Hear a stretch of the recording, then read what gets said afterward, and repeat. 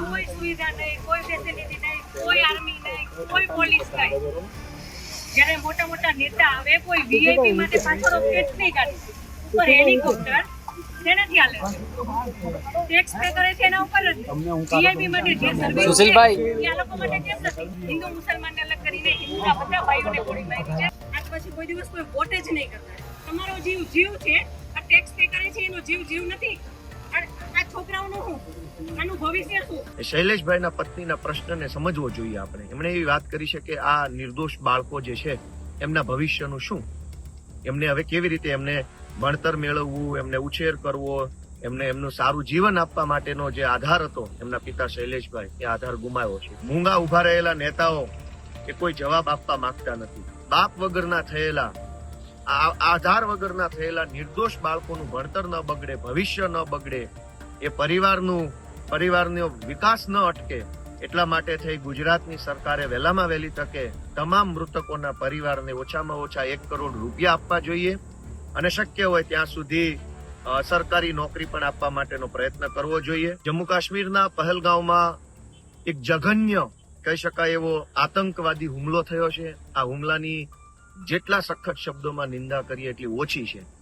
આવા આતંકવાદીઓને જે રીતે પણ નાશ કરવો પડે એ રીતે નાશ કરવા માટે સરકારે આગળ આવવું જોઈએ. એની ઉપર બોમ્બ મૂકે કે એની ઉપર યુદ્ધ કરે કે જે કંઈ સરકારને યોગ્ય લાગે એ કરીને પણ આ છાશવારે આતંકવાદીઓ જે આપણા દેશ ઉપર હુમલો કરે છે એને રોકવાની કોશિશ થવી જોઈએ.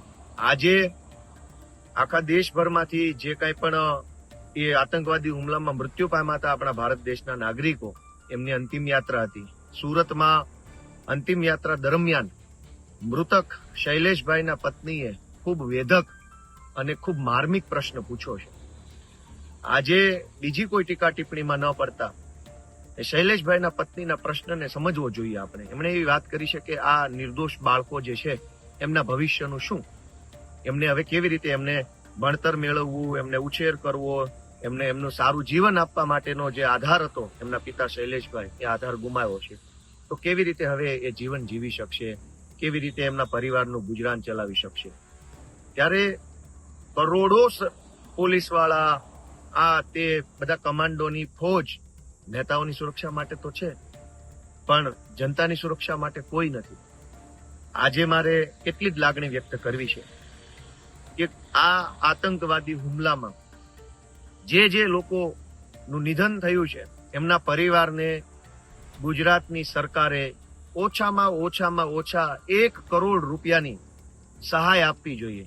એટલા માટે નહીં કે એમના પરિવારમાંથી કોઈનું મૃત્યુ થયું છે એની કિંમત લગાવી જાય, એટલા માટે મદદ કરવી જોઈએ કે પરિવારનો સદસ્ય ગુજરી ગયા છે, એમનું ઘર પરિવાર ચલાવવા માટે, એનું ગુજરાન ચલાવવા માટે, પરિવાર ઉપર આકસ્મિક જે આફત આવી છે એ આફતમાંથી ઉગરવા માટે થઈ અને ગુજરાત સરકારે ઓછામાં ઓછી 1 કરોડની મદદ કરવી જોઈએ.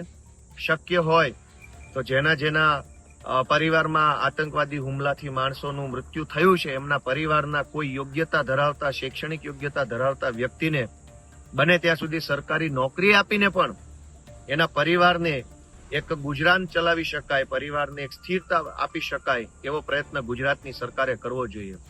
મૂંગા ઉભા રહેલા નેતાઓ એ કોઈ જવાબ આપવા માંગતા નથી. હું આજે જે કંઈ પણ મૃતકો છે એમને શ્રદ્ધાંજલિ પાઠવું છું.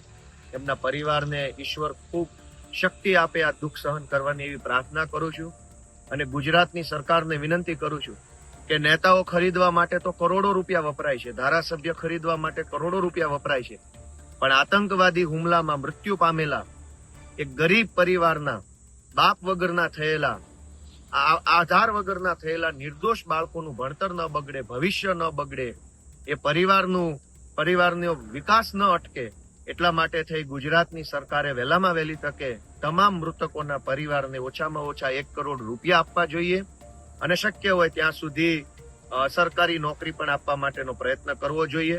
અને ફરીવાર આવા આતંકવાદી હુમલા દેશ ઉપર ન થાય એના માટે આકરા યુદ્ધ કરવું પડે તો પણ સરકારે આ પગલું ભરવું જોઈએ એવી મારી લાગણી છે, વિનંતી છે.